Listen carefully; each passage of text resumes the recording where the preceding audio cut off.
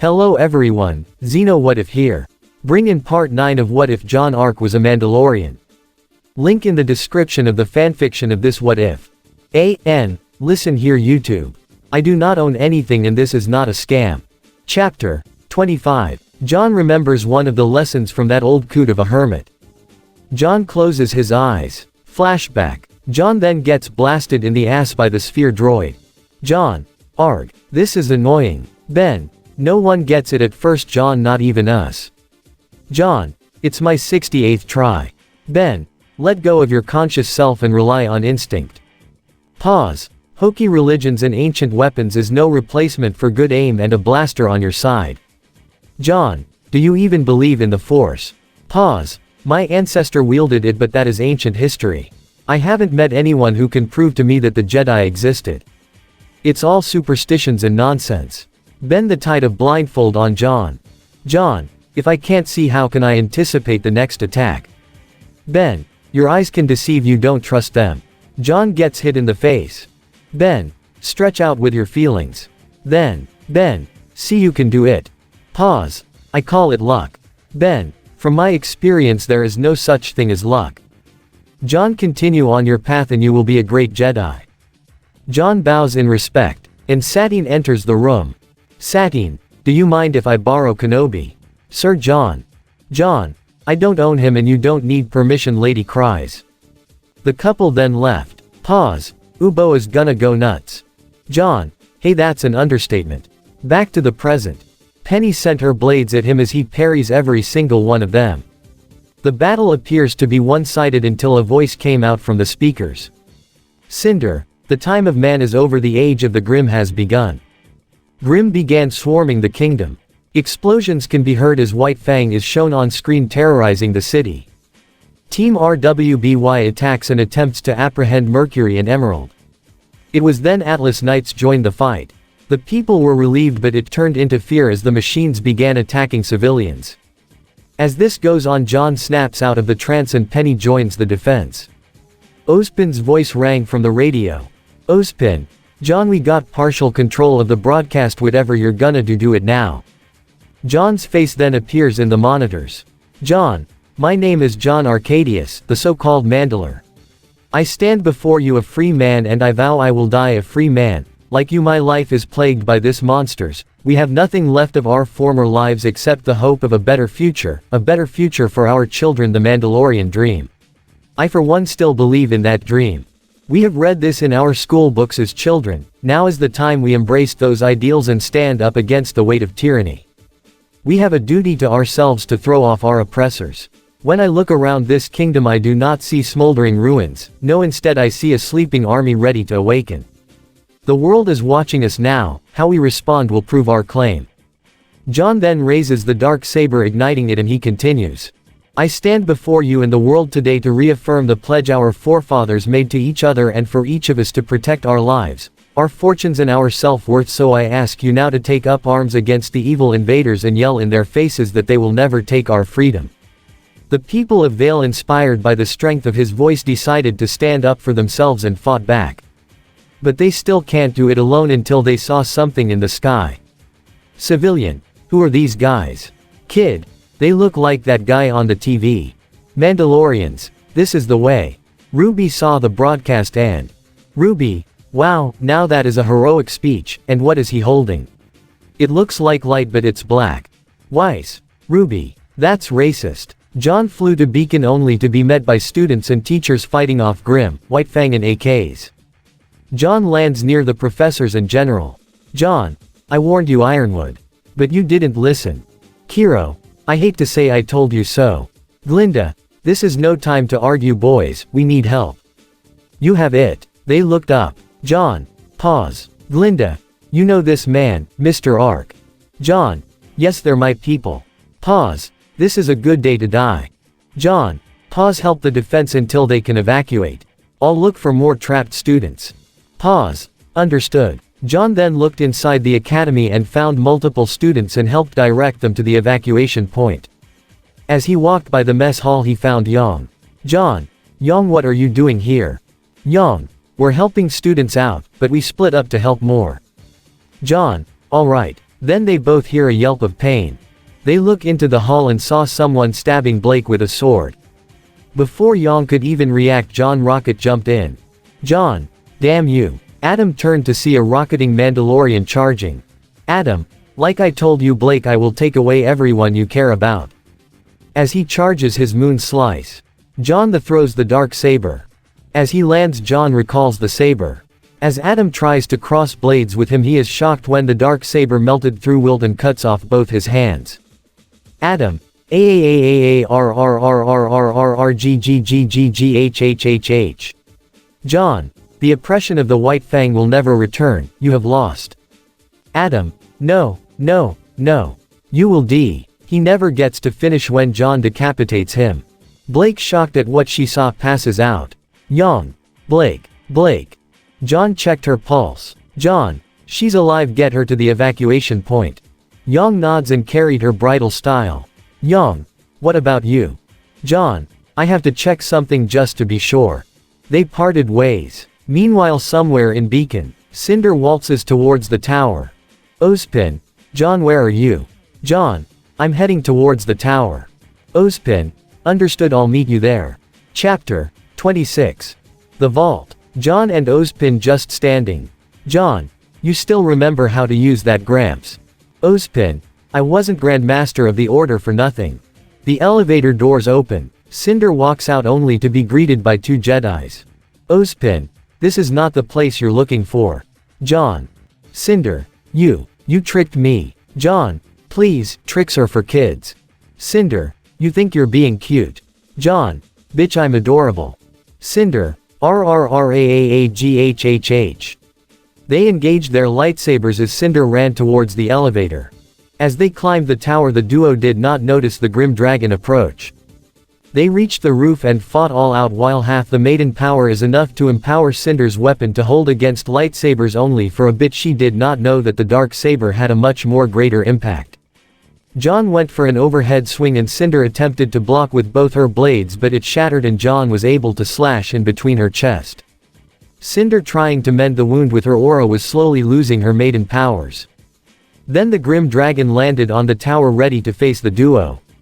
Cinder, kill them all. As a Nevermore swooped in and carried her to safety. The duo then battled the dragon. Ozpin used Shatter Point and broke one of its wings. John was about to lunge at the beast until a large swarm of a rocket barrage came down and hit the monster in its back. Then more Mandalorians landed. It was Garin, Jaster, Jango and Boba. Boba, not so tough now, you overgrown turkey. John with good measure stabbed the wounded Grim in the eye to end its reign of terror. The death of the dragon can be felt for miles. The older Grim ran while the younger ones foolishly fought on. Jaster and Jango saw the dark saber and kneeled. John was surprised and told them to stand. Garin just laughed. John, we still got some work to do. Ozpin, indeed. The Mandalorians all flew down, leaving Ozpin alone. Ozpin, aw man, I need to get one of those. The battle still rages on. The Mandalorians finally made themselves known. The time for the purge is about to begin. Aftermath. Civilians dead 391. Mandalorians dead 4. Atlasians dead 65. White Fang dead 174. Huntsmen and Huntresses dead 302. Vale Council. Councilman 1. Who are these people? Councilman 2. No one knows, but they saved the kingdom, they're heroes. Guardsmen. I'm sorry, sirs. But you need to see this. The council was surprised to see a biological descendant of the first king of Vale to appear during a crisis. Garin was appointed king of Vale until a new successor is chosen. While this was happening, John was trying to contact his daughter. Meanwhile, Lilith, Buagu, Adrian laughing at the faces his cousin is making.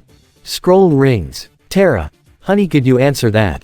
Saffron, hold on. She makes her way to the living room to see the children playing and smiles. Flashback. A few days ago. Knock knock. Saffron, coming. She opened the door and was met with a welcome sight. Saffron, Grandpa. She leapt to embrace him. Garin, ha, I missed you too, Saffron. Saffron notices a little girl behind her grandpa. Saffron, who's this grandpa? Garin, she's John's daughter. Saffron, WHAAAATTT. Lilith recoiled. Saffron then apologizes and kneels toward the frightened bunny. Saffron, I'm sorry I raised my voice, but I'm just so surprised that my little bro would have a child, and a cute one at that.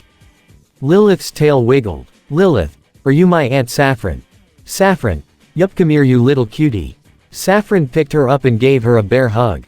Well, it seems it just became livelier on the Kata Arc residences. Back to the present. Tara. Saffron, look at the TV. Saffron rushed to see her baby brother's speech. Lilith, that's my papa. Meanwhile at Mandalore, a girl in a Bacta tank awakens. Chapter 27. Vale Aftermath. Families were in the streets mourning their losses. Jaune is with the Mandalorians, who are giving their respects to the fallen as they are being prepared to be sent back to Mandalore for burial. Jaune is giving the prayers.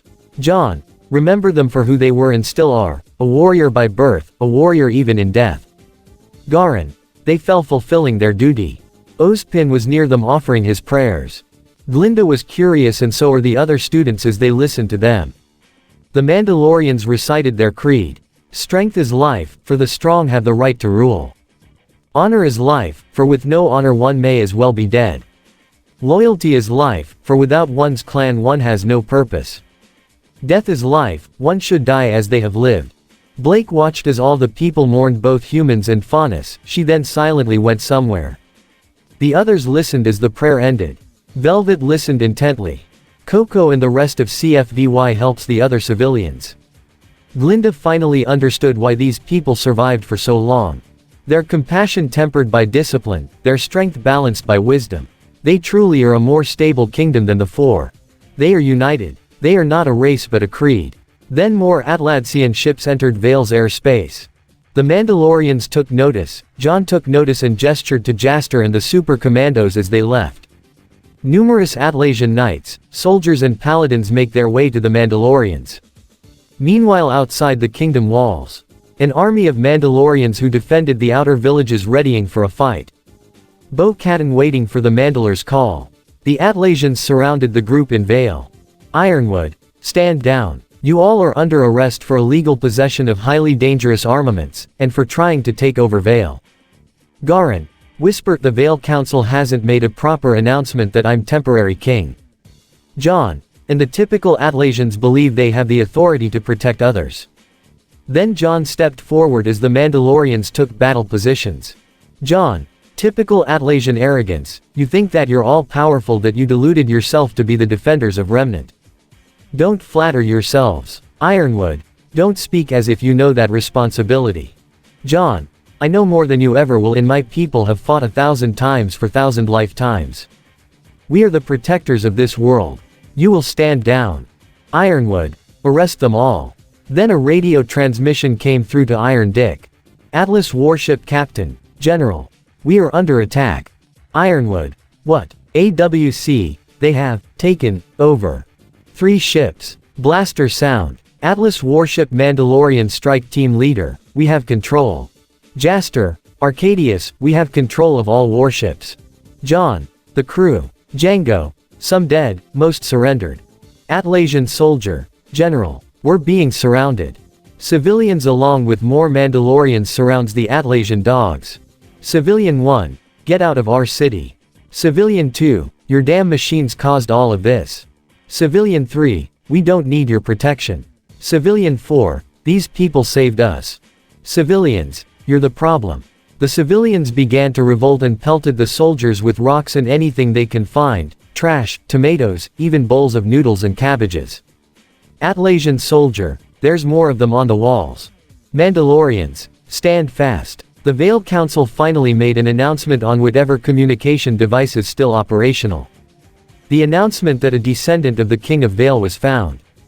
Ironwood shocked beyond belief. Now he unknowingly just declared war in 2 kingdoms at the same time. Jaune drew and ignited the dark saber and points it at Ironwood. Jaune, you heard them. Ironwood, leave now. That's your only warning. The Atlassians dropped their weapons as the Mandalorians returned their ships to them. And they left. And next day the people celebrate their new king. Garen addresses the people. Garen, I may be the king, but I believe I am not any more important than a single one of you. The king's purpose was twisted once by a dictator who wanted nothing to do with its people. But I will not be the king for long, I am merely a steward, waiting for the true king to be ready for his tenure. Jaune shifts uncomfortably. Then he proceeded and gave further instructions to the Mandalorians. The most of them are to defend Mandalore, while 1/6 of them are to protect any outer lying villages. After that he was approached by Ozpin. Ozpin, Mr. Arcadius, we must hold an emergency meeting, we need to discuss battle plan. Considering that she has escalated her plans. Jaune, I understand, let's get to it then. Team RWBY is now concerned that one of their teammate is missing. Team CFVY was sent to Argus for the time being since Beacon is in ruins. Other teams went back to their homes while others wished to prepare for another disaster by going to other huntsman academies. Next day, Argus. Knock knock. Saffron. Coming. She opens the door and sees a young rabbit Faunus. Velvet. Hi. Are you Saffron Ark? Saffron. Yes, how may I help you? Velvet fidgets while trying to find her words. Gears begin to turn in Saffron's head. Saffron. Oh, you must be Lilith's mother. Velvet. What? And this at the end of part 9 this what if. Hope you guys like it. Do not forget to leave a comment down below and subscribe to the channel.